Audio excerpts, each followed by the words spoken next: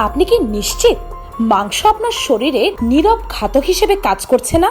যদি জিজ্ঞাসা করা হয় আপনি মাংস খেয়েছেন আজ থেকে কয়দিন আগে, কেউ বলবে কয়দিন আগে মানে আমি তো প্রতিদিনই খাই।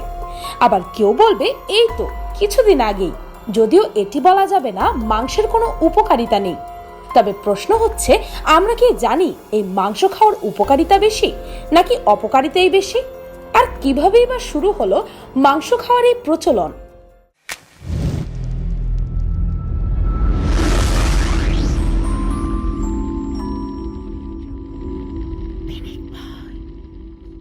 আমাদের পূর্বপুরুষেরা যখন আজ থেকে প্রায় 2 মিলিয়ন বছর আগে মাংস খাওয়া শুরু করেছিল, তখন তারা শুধু স্বাদের জন্য মাংস খেতেন না, বরং মাংস খাওয়াটা তাদের জন্য প্রায় বাধ্যতামূলক হয়ে পড়েছিল।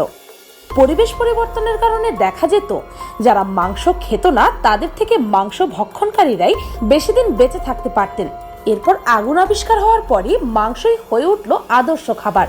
কিন্তু এখন বিশেষজ্ঞরা গত 5 বছরের শারীরিক জটিলতার কারণ হিসেবে এই মাংসকে দায়ী করেছে, যেমন হার্টের সমস্যা, ক্যান্সার, স্বল্প আয়ুকাল ইত্যাদি।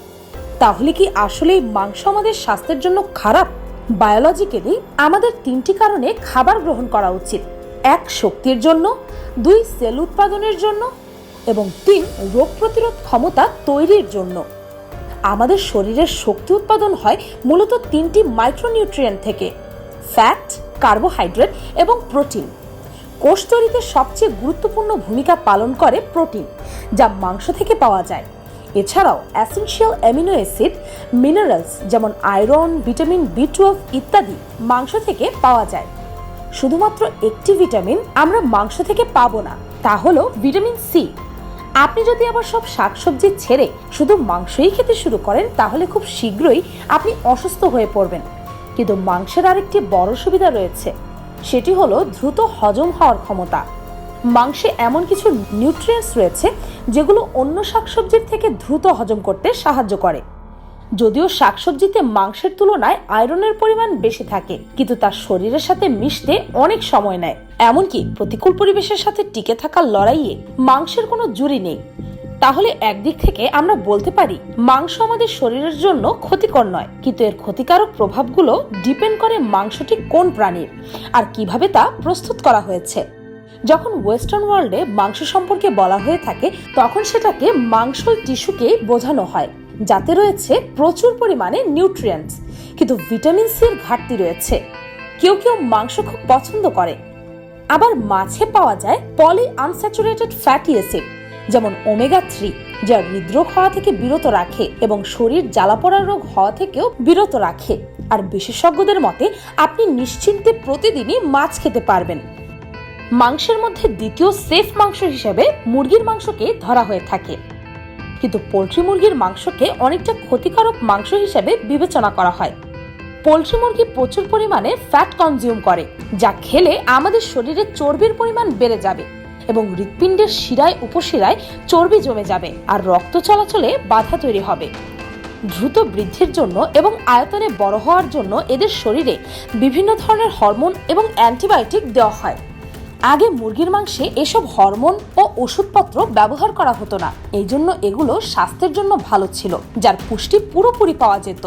কিন্তু এখন এসব মাংস যে শুধু আপনার ওজনই বাড়িয়ে দিতে পারে তা কিন্তু নয়, বরং কিডনির মারাত্মক ক্ষতি করতে পারে। এছাড়া শরীরের অন্যান্য অঙ্গ প্রত্যঙ্গের ক্ষতিও করতে পারে। এজন্য ফার্মের বেশি বড় মুরগি এবং চর্বিওয়ালা মুরগি খাওয়া এড়িয়ে যাওয়াই ভালো। কিন্তু মুরগির মাংস একেবারেই যে স্বাস্থ্যের জন্য খারাপ এটি কিন্তু বলা যাবে না। বুঝতে হবে কোন কোন মুরগিগুলোকে অ্যান্টিবায়োটিক, হরমোনের ওষুধ দেওয়া হচ্ছে অতিরিক্ত পরিমাণে। মুরগির মাংস আমাদের স্বাস্থ্যের জন্য বেশ উপকারী, কেননা মুরগির মাংসে প্রচুর পরিমাণে প্রোটিন থাকে, যা পেশিকে শক্তিশালী করতে গুরুত্বপূর্ণ ভূমিকা রাখে। বয়স্কদের আর্থারাইটিস ও হাড় সংক্রান্ত অন্যান্য রোগের আশঙ্কা বেশি থাকে, কিন্তু ভয়ের কোনো কারণ নেই। মুরগির মাংস খাবার তালিকায় রাখলে এর প্রোটিন হাড়ের ক্ষয় প্রতিরোধ করবে। মুরগির মাংস হোমোকিস্টাইনের মাত্রা নিয়ন্ত্রণে রেখে হার্টের বিভিন্ন ধরনের কার্ডিওভাস্কুলার রোগের বিরুদ্ধে কাজ করে। হোমোকিস্টাইন একটি অ্যামিনো অ্যাসিড, উচ্চমাত্রায় এটি হার্টের জন্য মারাত্মক ক্ষতিকারক। তাই বলা যেতে পারে আপনি পরিমিত পরিমাণে মুরগির মাংস খেতে পারেন। কিন্তু মাংসের মধ্যে সবচেয়ে হাই রিস্কের মধ্যে রয়েছে রেড মিট অর্থাৎ লাল মাংস, যেমন গরুর মাংস, বাছুরের মাংস, শূকরের মাংস, ভেড়ার মাংস, ঘোড়ার মাংস এবং ছাগলের মাংস। সম্প্রতি একটি রিসার্চ থেকে বলা হয়েছে যে প্রতিদিন ম্যাক্সিমাম 23 গ্রাম রেড মিট খাওয়া স্বাস্থ্যের জন্য ভালো, কিন্তু আরও একটি প্রতিবেদন থেকে জানা গেছে প্রতিদিন 100 গ্রাম করে রেড মিট 19% ডায়াবেটিস, 11% স্ট্রোক এবং 17% কলোরেক্টাল ক্যান্সারের ঝুঁকি বাড়িয়ে দেয়, যেটা সত্যি খুবই ভয়ঙ্কর। কিন্তু প্যানিক হওয়ার আগে চলুন বিষয়টি বিস্তারিতভাবে জেনে নেওয়া যাক। বেশিরভাগ ক্ষেত্রেই রেড মিটকে কেস কন্ট্রোল স্টাডির আওতায় ধরা হয়ে থাকে, অর্থাৎ কিছু কিছু মানুষ নেগেটিভলি দেখে। যত বেশি রেড মিট খাবেন শরীরে তত বেশি সমস্যা দেখা দেবে। কিছু স্টাডিতে বলা হয় অল্প পরিমাণ রেড মিটের সাথে হালকা ফলমূল আর পানি খেলে শরীর ভালো থাকে, তবে প্রসেস করা মাংস খাওয়া থেকে বিরত থাকতে হবে। প্রসেস করা মাংস অর্থাৎ যে মাংসে কেমিক্যাল মেশানো থাকে, স্মোক দেওয়া হয় এবং গাজন করা হয়ে থাকে, যেমন ধরুন চিকেন সসেজ, নাগেটস, হটডগ ইত্যাদি ইত্যাদি।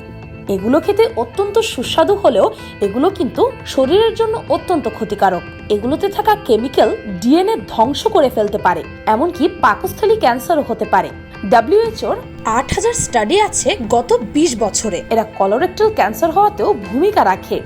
এছাড়াও প্রসেস মিট ছাড়াও প্রাণীকে প্রচুর পরিমাণে অ্যান্টিবায়োটিক খাওয়ানোর জন্য তা আমাদের শরীরে গিয়ে ক্যান্সারের কারণ হয়ে দাঁড়ায়।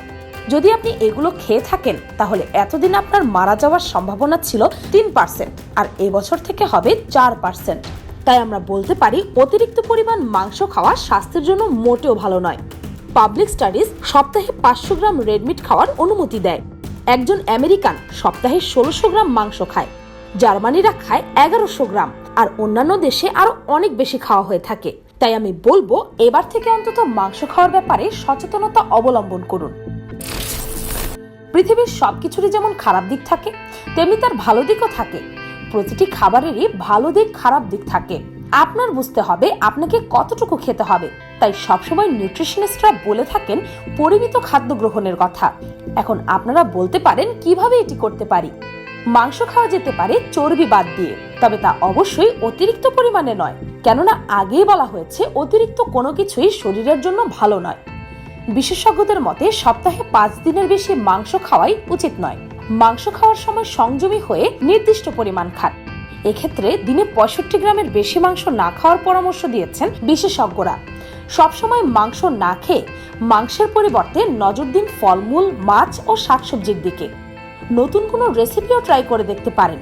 যারা মাংস খাওয়া ছাড়া থাকতেই পারে না তারা প্রতি বছর কমপক্ষে 1 সপ্তাহ মাংস ছাড়া থাকার চেষ্টা করুন, আর প্রতি সপ্তাহে 2 দিন মাংসের পরিবর্তে খেয়ে দেখুন অন্য কিছু। এই 2 দিন না হয় পছন্দের রেস্তোরাঁগুলো থেকে একটু দূরেই থাকলেন। তবে সাবধান, আমি কিন্তু আপনাদের এটা বলছি না যে মাংস খাওয়া বাদ দিয়ে এবার ভেজিটেরিয়ান হয়ে যান। মাংস আমাদের শরীরের জন্য প্রয়োজনীয়, তাই আপনাদের মধ্যে যারা মাংসাশী তাদেরকে অবশ্যই আমি এই পরামর্শ কখনোই দেব না। শুধুমাত্র পরিমাণটা কমাতে বলছি। এই তো ছিল মাংস খাওয়ার ফলে আপনার আমার কি ক্ষতি হয়, কিন্তু এই মাংস উৎপাদনের জন্য প্রাণীদের কি পরিমাণ ক্ষতি হয় তা নিয়ে না হয় অন্য একদিন আরেকটি ভিডিওতে কথা বলা যাবে। ভিডিওটি ভালো লাগলে আপনার ফ্রেন্ডস এন্ড ফ্যামিলির সাথে শেয়ার করতে পারেন, আর পিনিক পাই চ্যানেলটিকে সাবস্ক্রাইব করে বেল আইকনে অল নোটিফিকেশনস অন করতে ভুলবেন না যেন। শুধুমাত্র এভাবে পিনিক পাইয়ের প্রতি ভিডিওর নোটিফিকেশন আপনার কাছে পৌঁছে যাবে। আমি ফাল্গুনি, আজকের মতো পর্যন্তই। দেখা হচ্ছে পরের ভিডিওতে।